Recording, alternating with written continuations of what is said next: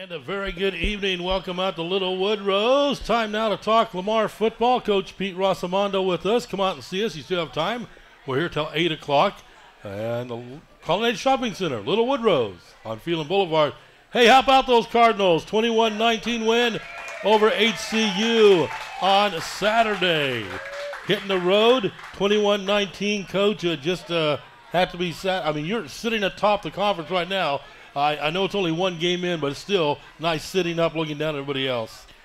Yeah, I mean, it doesn't matter where you start; it matters where you finish. So we have a lot of work to do left, but it's always good to start out with a win, especially on the road. It's always hard to win on the road in this conference.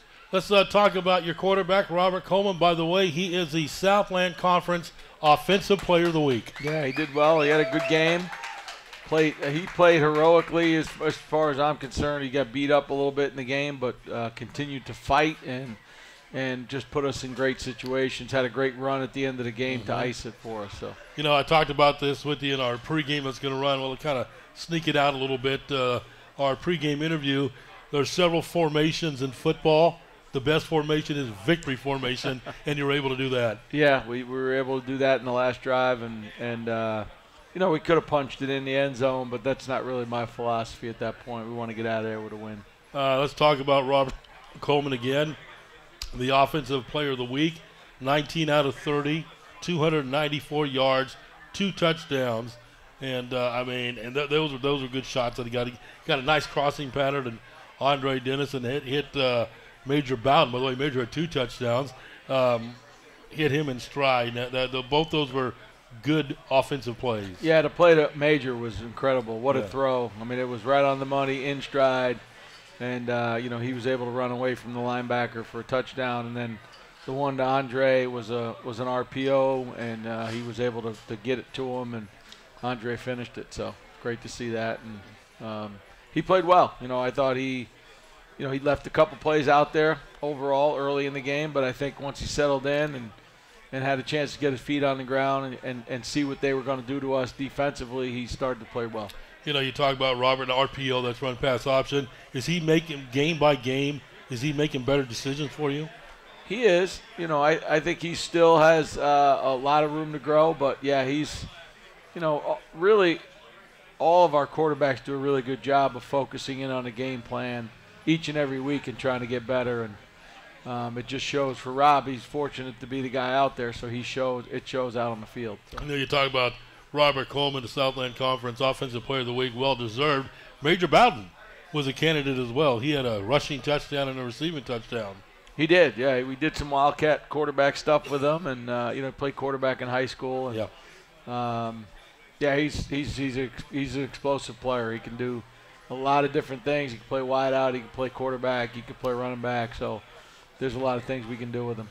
He had 1 catch, and the one that mattered, 141 yards for that touchdown. He also had 40 yards rushing and a touchdown. We talked about Andre Dennis and his touchdown reception. He also had 4 catches for 62 yards. Yeah, he played well. You know, he did have a personal foul early in the game, which I wasn't too happy about. But, he managed to settle in and play really well down the stretch. He had a chance to make a couple other ones, too, which I'm sure he'd tell you he wants them back. But you can't get them back, unfortunately. Tough running again by Kalen Griffin, 74 yards rushing. Yeah, I think KG played well. I think he was, a little bit banged up last week. He had a lot of carries the week before, but that's why we kind of try to play, running back by committee. RJ Carver got a few carries, and Major got some carries. So those guys all kind of factored in. On the one other offensive guy to talk about, Isaiah Jones, out of Norman G, Texas, a small classification, over 100 yards receiving. Yeah, he played pretty good. He fumbled down on the 4-yard line, which was, unfortunately, those are the things that I think about. But now if you've noticed from game 1 to now, he's ticked up just about every week, and I think a lot of that has to do with his practice habits. The way he goes about his daily business has really improved. He's maturing. He's a guy that you can count on, and I'm proud of him for doing that. I'm sure you had a chance to look at it, and I know there's so much you can or cannot say. The Kenyon Fusilier fumble, as a broadcaster, It's 21-13. Picks up a crucial first down that's going to chew up a lot more time off the clock. I thought his forward progress had stopped. Not even a question. Not even a question. So, I mean, you have like, 4 or 5 guys around him, and did they not lift him up off the ground? They sure did. Yep. And after going backwards, the ball came out, and that was my biggest problem with it. Yeah. If it had happened immediately, bang bang, I would have kind of said, hey, bang bang play. They made a decision. That's just what happened. But that's not what happened in the game. Again, the Cardinals win at 21-19 over Houston Christian University. We'll talk about that defense this past Saturday when we return on the Coach Pete Rossomando Show. Harold Mann along with Coach Pete Rossomando. We are at Little Woodrow's in the Colonnade Shopping Center on Phelan Boulevard near Dowling Road intersection. Cards coming off that 21-19 win over Houston Christian. We talked about the offensive side of things. Talk about the defense. Overall, played really well. I think we gave up a few big plays, chunk plays, but I think for the most part we played a little bit more bend but don't break than I would like. But we did a good job of making them punt at times and settle for field goals when they did get in. At one time they were down on the 2-yard line and we made them kick a field goal. So I think those are. We wore down a little bit towards the end when they had a couple drives right in a row. And, we need to do a better job of that. Fode, double-digit tackles, 12. 2 weeks in a row, Fode's played really well. So just kudos to him. He comes to work every day. He's a pro. He works at it. He watches a ton of film. He's really into it, and we appreciate his work. Another guy, Ken Savannah, we hadn't called his name out a bunch this year. He's just quietly doing a good job. He had 7 tackles and a sack. Yeah, he played pretty well as well. I mean, he transferred from University of Houston. Dad's a high school football coach in Houston. He's son of a coach. Those guys, they work really hard, and he's really detailed in what he does, and each week he's just gotten better and better. Special teams play. Alfonso De Leon, your punter, averaged over 45 yards a punt. He had 227 yards punting. Overall, just talk about the play of your special teams on Saturday. Well, I mean, we didn't have many field goal opportunities, but we converted 3 of 3 on the extra points. I thought we kicked off pretty well, and we covered the kicks really well. And Alfonso, that was his best punting performance of the year so far. And I know he had better averages, but I think he put one on the 2-yard line. And I put another one inside the 20. So I think those are all big plays for us, and it's great when you can have a guy step up and do that. When you talk about punters, it's changed so much. We talked about this a couple of weeks ago about stand on the 10-yard line, let it go in front of you, fair catch, what have you. These punters these days are remarkable. They could how they angle the ball, the spin. They could put it down inside the 5. They can. Yeah, they're better. And that's what's making punt returners catch the ball inside the 10. As long as they're not inside the 5, they're still catching the ball because it still gives you that 5-yard cushion. Kendon Fusilier, he had a good punt return, flipped the field with it. Yeah, he played well. I mean, he had, I think it was 61-yarder or 60-yarder. Yeah. I think he averaged 33 yards a return. So, we need that. We need special teams plays. That helps us get the ball in plus territory and, helps keep us on schedule. Nice crowd. Nice Lamar crowd over there. Twofold, a lot of folks coming over. And then, of course, a lot of Houston area players had their family and friends. Yeah, it was great. It was actually louder when we scored than when they scored. So that was fun to see. And, it's good to see that we travel, and hopefully if we continue to have some success, we'll pack our stadium this weekend. Looking forward to that. That's a 3 o'clock kickoff. We'll talk about that here in just a little bit. Your first look at Husky Stadium, what'd you think? My first look? Yeah, I mean, they were very hospitable, great people. Oh, yeah. They really took care of us as far as anything we needed, so we appreciated that from them. But, yeah, I mean, it was fine. The surface is brand new, so it was good. It was a little slick, just because they got a lot of infill, but I think for the most part, it was really good surface. Have you ever been in a stadium with stands on one side? Yeah, oh yeah. Yeah. Fordham, we played Fordham. They had one side. I think I saw, there's got like a baseball field, and their baseball field and football field are kind of Yep. The outfield of baseball is the football field. Yeah. Yeah, and Wagner College down in Staten Island, they only have one side. Robert Morris out in Pittsburgh has one side. So yeah, I've been there. All right, we're going to get another break in again. We have the Cardinals and Northwestern State coming up Saturday, 3 o'clock. Got a couple tickets. First person to come up here, we'll give you 2 tickets to Saturday's game. We're back on News Talk 560 KLVI. Harold Mann along with Coach Pete Rossomando. We're at Little Woodrow's here in the Colonnade Shopping Center on Phelan Boulevard. Here each and every Wednesday night during the duration of the football season. Again, Cardinals coming off that 21-19 win at Houston Christian. Always sweet getting a conference win. Even more importantly, sweeter getting it on the road. Here we are, Coach, 5 games into the season. Want to get the report card out and maybe talk about some of the grades on your team? Yeah, I mean, I'll rate them. I mean, I think that after today's practice, I don't want to rate them. I'm sure they won't like the ratings, but I think overall, I like our quarterback play. I would give him a solid B for sure. I think he's played well. I think the offensive line is probably a C right now. You know, they're a work in progress. Again, we haven't kept the same group out there all week, and that'll be the same this week as we we lost a guy in the first 3 plays of the game last week. Yeah. So we'll start a new lineup this week. The good news is that guy that came in the game played. He played the entire game, so we'll be okay there. And then, I think that our receiver group probably around a B as well. I think they've played pretty well overall. I think we can be better. I think we left a few plays out there, but I think a solid B for sure. And I think that our running backs probably somewhere in the A- to B+ range.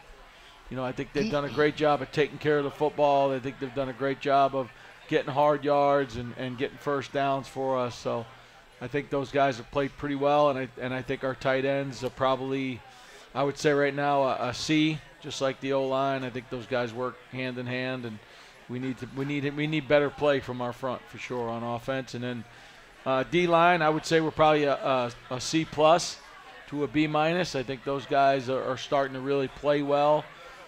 The younger guys are getting a lot of reps, and they're playing well, so that's good. And I give our inside linebackers, I give our whole linebacker group a B. I think they're really starting to play well right now, and I think I give our secondary a B+ to an A-. Special teams? C. Yeah. You talk about you did have an offensive lineman go down, and of course the next man up steps in. Do the number 2s realize that they're one play away from being out there? I hope so. I mean, when you give, obviously the number 1s are going to get the majority of the reps in practice. How much time does the number 2 do the number 2s get? I mean, they'll get 60. They'll get 40% of the reps, I think. So let's talk about Demaja Harris. I'm down on the field before the game. Obviously, he was a game time decision because he is suited up. Yeah. And he's catching punts and pregame and things like that. Then we didn't see him on the field. What was his status? Oh, he's 100%. He's back and ready. He practiced all week, didn't miss a play. It was really out of an abundance of caution that we held him out. So, but he wanted to give it a go, and we allowed him to do it. But in the end, we just for the long-term effects, we wanted him 100% healthy, or at least close to it. Another guy we saw out there, number 7, Savon Ray. Good to see him back out on the field for you. Yeah, I mean it's like our security blanket having him out there. But yeah, it's great, and he's we only played him a select amount of plays last week, and obviously this week he'll be playing his regular load. I'm going to pretty much close the book on Houston Christian again. 21-19, Cardinals off to a 1-0 start in league play. Coming in Saturday, Northwestern State. A little about the Demons. This will be their first conference game. They are 0-4. They lost to Louisiana Lafayette, 38-13. Our University of Louisiana, if you will. Louisiana Tech 51-21. Former conference foe SFA 41-17, and Eastern Illinois 19-10. Looks like they have given us some points. Given up some points, but what do you see from them that are some concerns? Well, they got a preseason all-conference offensive lineman. They got a preseason all-conference middle linebacker, and they got a preseason all-conference secondary guy. So I think all levels they got really good players on defense. I think that their offense creates issues because the quarterback's a dual threat. He can run, he can throw. Last week was his only game we have gotten to see on film, although we did grab some Grambling film and watch him diagnose defenses at Grambling, but it's not the same. He doesn't have the same people around him. He's not run the same scheme. So, but no, he's definitely a threat, and they got a bunch of really good receivers. One guy actually played for me at Rutgers, Stanley King. Oh, really? He was a wide out. He's a freshman when I was there.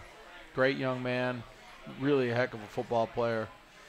So they got three backs that all carry the ball, kind of like us, and they're all really good. It's hard for them to pick one. You talk about the Quintarius Hawkins, the quarterback. You're talking about 348 yards passing and a touchdown, and that's in limited action. Yeah, no, I mean he's only played one game. Right. I mean really started and played.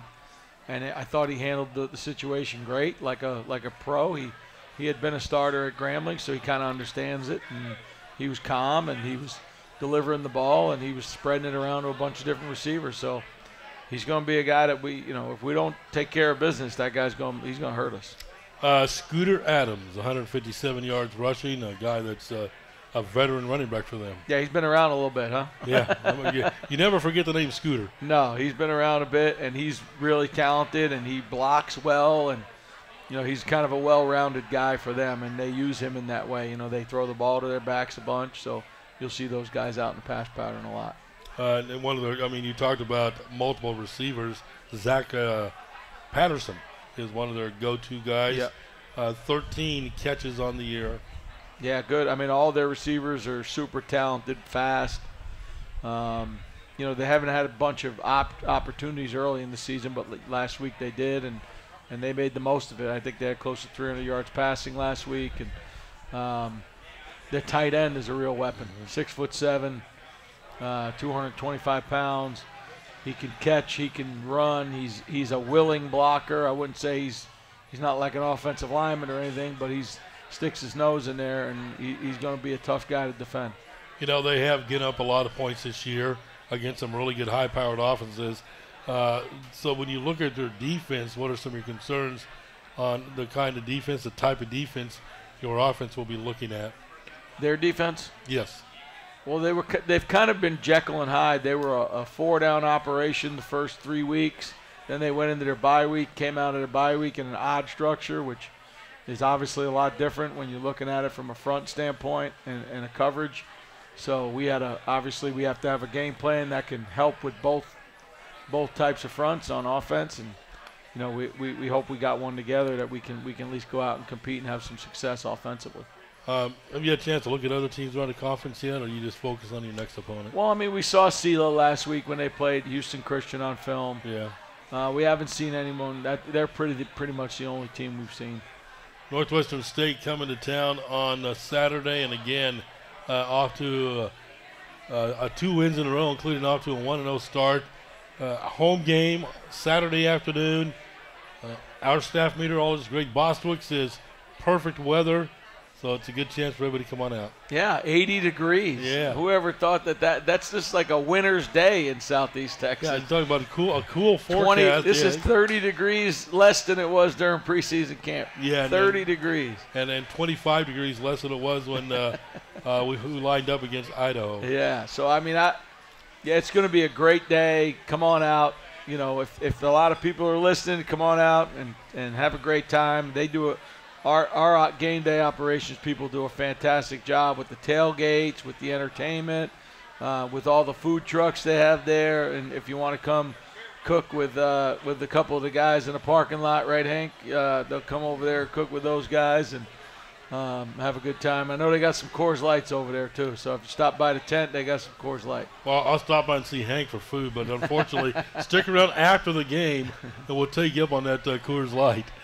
How can you see over there? Those bright lights. And again, for those that are just might jumped in here in the last 10 or 15 minutes, going back to Saturday, you guys left on Friday. Yeah. And just talk about from the time you pulled out up until kickoff, what was the process? We pulled out, went there, got off the bus. We had dinner. We had some meetings. We went from there to some, we call it recovery, where those guys do some mobility work and they do some icing and some compression stuff, and they're just trying to get their bodies back for Saturday. And then we pretty much have some team time, we call it. We get together and play some games and hang out and watch some highlight stuff and watch the games that are on TV, and then we let them go to bed we do bed check at 11, and then we're up in the morning and we're just getting ready. We do a walkthrough, we do a meeting, and we have our breakfast. Then they go back to their rooms for a little bit. They come back down, have our pregame meal, get on a bus, and go over. Okay, now you talk about some games the teams play. Maybe a hint on some of the games you play, and how competitive are they among one another? They're pretty competitive. Spades, cornhole, Connect Four. Yeah, those are just. Now, do the coaches get involved with that? Oh, heck yeah. Now, who's the best coach? Who's the best cornhole player? Coach Stedman. He's our outside linebacker coach, special teams. He's pretty good. He's a sniper. So you didn't pick yourself? No, because what I need to get me going is not. We can't have that in a team function. So we have to make sure we. No, it's. I'm pretty good. I can throw back, but Stedman's the real deal. Okay, and player-wise, they get pretty competitive among one another. They play spades, and those guys can get it together and beat the Coach Sperano, Coach Canada. Those guys, they're a partner. They're a partnership. And then they bring the spades. They bring the decks of cards, and they go out. They get out and they get after it. All right. Going to get our third break in. Again, we are at Little Woodrow's talking Lamar University football. Cardinals return home to Provost Humphrey Stadium Saturday afternoon, 3 o'clock kickoff against Northwestern State. Harold Mann, along with Lamar football coach Pete Rossomando. We have our joke of the day. Fulton's in here somewhere. There he is. Hey, Mike. Mike Fulton's over at Universal Coin and Bullion, one of our yearly sports sponsors. Do you want to read it or do you want me to? No, I'll let you do it. You're the pro. You're the professional. I don't know if I'm pro or not. Okay. Here is the question from Mike Fulgens. Why was the football coach shaking the vending machine? Why was the football coach shaking the vending machine? Because he wanted his quarterback. Okay, that's a good one, Mike. We like it. Mike Fulgens over at Universal Coin. With our coaches. We need to do that every week. Mike Fulgens, I'm putting you in charge of that. Each and every coach's show, you got to have our joke of the coach's show. That's good. That'll levity. There'll be some levity. We could have used that the first 3 weeks. Where you been? Yeah. So we need Mike to do that for us again. Wanted his quarterback. Recapping some of the stuff we talked about earlier. Cardinals hit the road 21-19 over Houston Christian, and that was a team that at one time was in the lower part of the conference, but they were coming off a very impressive road win at Southeastern Louisiana. They go downfield, get the first points on the board on a field goal, and then you guys pretty much shut them down after that. We did, yeah. We played well defensively. I thought we caught our groove, I guess you'd say, and we sacked quarterback, I think 5 times, maybe 6 times. And we hadn't done that, so I think those are all positive things for us. I think that says our secondary's covering pretty well, and our guys are getting pressure, so that was positive for us. Some of the, I guess, in baseball, you got clubhouse guys. Do you have some locker room guys? I hope so. I mean, that's. You better have some. If not, see you're it in at trouble. Yeah, I think you see it. We're seeing a lot of guys step up and and start to become leaders and do it in a positive way. I think that's always, that's always for me the most important thing is that we're doing it in a positive way and we're treating people with respect and all that good stuff. So, you talk about universities and from sport to sport, winning's contagious. The women's soccer team playing really well, cross country doing well, and of course football. 2 straight wins. And the reason I bring that up, you 3 coaches were together at a luncheon this past Monday and spoke to Cardinal fans. Just talk about, in your mind, how important it is, not only from coaches from other sports to mesh together, but athletes as well. Well, it's critical because they all, those groups of people know what each other's going through, and I think that's always positive. This is Mental Health Awareness Week here at Lamar, so I think that obviously gives them somebody to talk to, somebody that understands, maybe not in their sport, which is even better, because then they can just talk about the situations and the circumstances. But, yeah, it's listen, I can only hope to have the same success Nate's had, and obviously Trey is he's the elder statesman here, and he does an unbelievable job with the track and field team and the cross country team. So, do you know he was a stud high school football player? He told me all about it. Oh yeah, of course. He lets you know. A former Anahuac Panther over there and quarterback and defensive back. Yeah, no, he's a fan for sure, and I appreciate all his support. And he gives me the ins and outs of things around Lamar, which is always good to have. And like I said, Nate has just been Nathan's an incredible coach and mentor, and I love the way he handles his team, and just you can learn a lot from coaches if you just can listen, And what I like about that, when you talk about the fans, coaches being fans, and they're not just saying that. For instance, Trey Clark on Monday told me, he goes, "Hey, did you get that Almond Joy bar?" And I look at him and he goes, "Yeah, I was listening coming back from Arkansas, and I know you'd went into AD Jeff O'Malley's box and rated his candy dish." So he was listening. Assistant baseball coach Scott Hatton texts me when he's at times when he's on the road listening to Lamar football. So it's good to see coaches, not only players but coaches, more so from other sports, concentrate and focus on other athletic departments. Yeah, we got a great staff for sure, and I remember when the baseball team beat Texas A&M, and we were all so fired up, and it was just it's always great to support each other because again, if we don't support each other, who the heck is going to support us? So and it is kind of hard when you're in season. Oh, it's almost impossible for your team to get out to a volleyball game or your team to get out to a soccer match. Because, you've got game day as well. It is. It's hard, but if we have the opportunity, we're certainly going to go support them because they support us. And what I like, and I've seen this in the past, and I'm sure you do it as well, during your spring football, we always see all the football players out at the baseball game. Yeah. And they get behind that visitor's dugout and have a lot of fun. Yeah, they like doing that stuff. That's fun. It's fun to support our team, but it's also fun to razz the other team. So. We're going to get our final break in. Again, have a couple of tickets for Saturday's game. If you'd like to go check out the Cardinals and Northwestern State, come on up during this break, and we'll hook you up because we do want to see you out there. 3 o'clock kickoff coming up on Saturday against Northwestern State. Again, I'm Harold Mann along with Coach Pete Rossomando. Well, Little Woodrose. Coach Pete Rossomando talking Lamar University football. Cardinals off to a 2-3 start. That's 2 wins in a row after that brutal non-conference schedule against Idaho, ULM, and South Dakota. Now, South Dakota, we hadn't had a chance to really talk about them on the coaches show.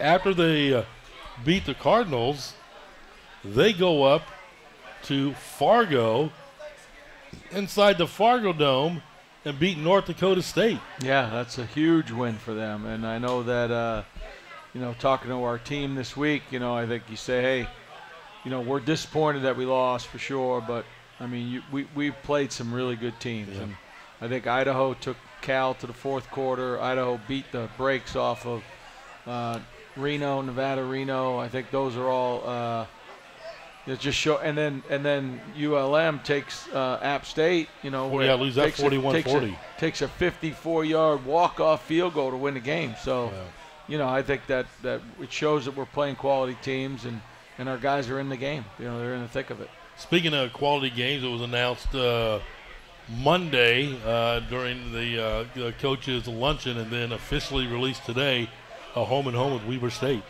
Yeah, thanks, Jeff O'Malley, another top 25 team. Let's get him on the schedule. Yeah. At least we get him. At least we get him here next year.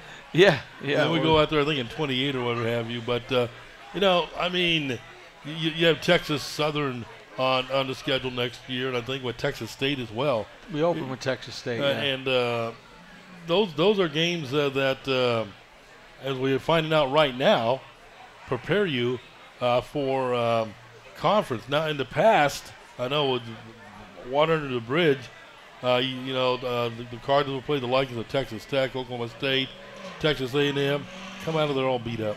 Yeah, they can beat you up, but if you do a good job and you feel like you're mature and ready to go, then I think those games are positive for you. Cardinals in Northwestern State, again, about 10 minutes to go here from Little Woodrow's. Let's talk a bit. Someone's just jumping aboard with us right now. I missed the first segment. What can we expect out of the Demons on Saturday? They again multiple fronts on defense. They played. They've kind of been Jekyll and Hyde after their bye week, but we anticipate seeing both, and we'll prepare for both. And I think on offense, you're going to see spread offense with a quarterback that's a dual threat. He can move around, he can throw it, he can and they got a good stable of back. So I think it's going to be a heck of a game. I think when you talk to our players, Southland Conference, you got to respect everyone because anybody can jump up at any time and get a win. If you look at Lamar last year, it was 1-10. They jump up and beat Nichols. So I think there's definitely some for me some nerves and some making sure that we do all the things we need to do to make sure that we get prepared for this game. So for us, every week's a Super Bowl. We have to make sure that we take care of our own business because if we don't take care of Lamar, it doesn't matter who we play. Are you superstitious at all? Not really. I mean, do you have to follow the same routine every game day and all that? No, I can't remember the routine, so I can't. I don't worry about that stuff. No, I try to put my efforts and my anxiety on the things that I can control. So now on game day, on a road game day, you're pretty well locked to a schedule. The itinerary set for a home football game. Let's talk about this coming Saturday for a 3 o'clock kickoff. When do you leave your home in Lumberton? When do you get to your office? And let's not talk about that because I'll probably leave my house in Lumberton about 6:30 on Saturday for a 3 o'clock kickoff. Yeah, what am I going to do? I can't sleep, so I want to keep my wife awake, so I go in the office. So let's talk about can't sleep on a Friday night. Do you toss and turn? Are you in game mode? Do you get much sleep? I go to bed very, very quickly, and I wake up about 4 hours later, and all I can think about is, do we have the right game plan in the red zone? Do we have the right game plan in short yardage? Are we in good shape on defense in our pressure package? What are they gonna fake a punt this week? Are they gonna, what's their kickoff return gonna be? That for the next 3 hours, that's what I'm going through till I actually get out of bed. So that's kind of my every night. Now, have you ever had a crazy dream a night before a game, like something crazy happened and you woke up going, and it almost felt like it was real? Yeah, sure, I've had those. Yeah. Where I was out on the field, forgot my game plan, had to run back inside, couldn't find my way back to the field, and I could see the game going on, but I wasn't part of it. That was stressful. I bet so. All right, out here at the Little Woodrow's, let's recap again this because it's so much fun to talk about the win over Houston Christian. By the way, I saw the picture on the Lamar website with Robert Coleman and the Southland Conference Player of the Week. It shows him in his uniform, and then the graphic behind him, he's in his uniform wearing a cowboy hat. Yeah. Is he a cowboy or what? Or does he think He plays like a cowboy. Yeah. No, he's from Cal. He's a surfer dude. He's a surfer dude. California kid. Oh, yeah. That's right. He's a California kid. He's a surfer dude for sure. But, I mean, Robert could play cowboy with the best of them. Yeah. Let's talk about him real quick. He's a California kid. Yeah. Got him out of a JUCO. How does the coaching staff at Lamar in Southeast Texas find a quality quarterback out in California? Well, I think you got to know what you're looking for. I think you got to, have an idea what type of quarterback you want. Do you want a 6'4" guy? Do you want a pocket passer? Are you looking for a dual threat?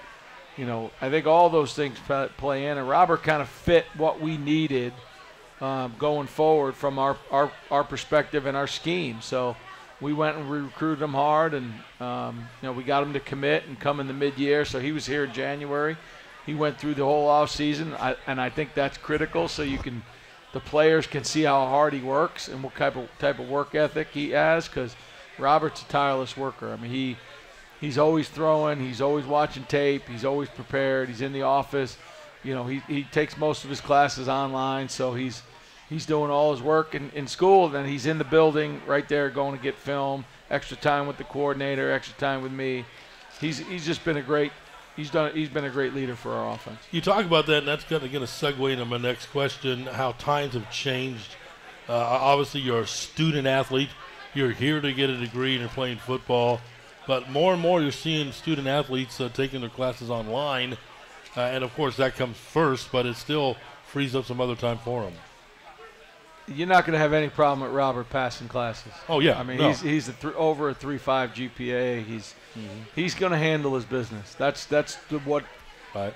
He lives up to a certain standard. It doesn't matter whether it's the way he carries himself outside the building, the way he goes about his academics, the way he handles his social life.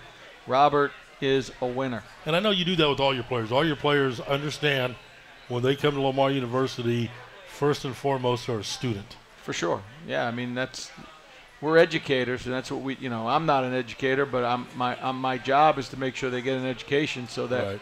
when they leave Lamar, they're prepared for life, whatever that life might be. Because a very small percentage of them are going to go play at that next level. Very small. Another thing I saw today, I don't know if I read it correctly, when it comes to the transfer portal, days have changed on that. It went from, 60 to 45. What does that mean? Nothing really. It just shrinks the window in the fall after the season. But I think for the most part, it'll still operate the same. How often do you guys look at that transfer portal? Do you have someone looking at it daily? We're always in tune with it, but we won't start discussing it probably for another 3 or 4 weeks. Until you get latter part of the season? Yeah. All right, just about 3 minutes to go before we wrap up another Coach Pete Rossomando show. Again, the Cardinals back-to-back wins over Lincoln University, and then the 21-19 win over Houston Christian this past Saturday evening over at Husky Field in Houston. Back to the house, back out at Provost Humphrey Stadium, coming up Saturday afternoon at 3 o'clock, 409-880-1715. Get your tickets or come see me. I have 2 more tickets in front of me to get out and see the Cardinals play on Saturday. Just talk about, we've got about 2 minutes to do it here, Coach. Just talk about from the time you take these headsets off until that ball's on the tee, Saturday afternoon at 3 o'clock, what takes place? Preparation. Tomorrow we have practice in the morning, so we practice at 8:50 tomorrow. So get that practice in and, get some rest and some recovery time, and Friday come in and get a walkthrough and make sure that we're dialed into the game plan offensively, defensively, special teams. Have a team meal on Friday night, and then let those guys go and bring them back on Saturday morning for a walkthrough again, special teams, and get ready for game day. So, it never seems like you have enough time. So we're always preparing. We're always working on game plans and what we need to get done. I've talked to you about in the past, and I know what your answer's going to be. You love those earlier kickoffs. I'd kick off at 1 if they'd let me. Jeff? You're not listening. Jeff O'Malley, 1 o'clock kickoffs? Yeah, I like 1. I think when we play Weber State, we should play them at 1. Now, next year, is it a Thursday opener again like we've seen in the past? Oh, I don't know. We haven't done, well, we're at Texas State for the Well, opener. that's what I meant, Texas State, because a couple years ago we went up to Abilene Christian on a Thursday. Yeah, I don't know. We'll see what they have in store for We'll us. worry about that next year. Right now, we're worried about Northwestern State coming up on Saturday. Coach, as always, we enjoy it. We enjoy everybody coming on out here. And for the kids, for the coaching staff, for the community, for Lamar University, 100-year celebration for Lamar University, 100th anniversary, get out and see the football team Saturday. I know you'd love to see everybody out there. We'd love to see a packed house, and they've done a great job of packing the stands the first 2 games, and we just want to see that whole student section filled and everybody in the stands cheering for the Red. All right, Coach, thank you so much. We will see you Saturday, 3 o'clock against Northwestern State, and back out here next Wednesday night. Thanks. All right, that's going to do it from Little Woodrose. Again, Coach Pete Rossomando and the Cardinals. Folks, get out, support your Cardinals. It is a 3 o'clock Saturday at home against Northwestern State. For Coach Pete, I'm Harold. Good night, everyone.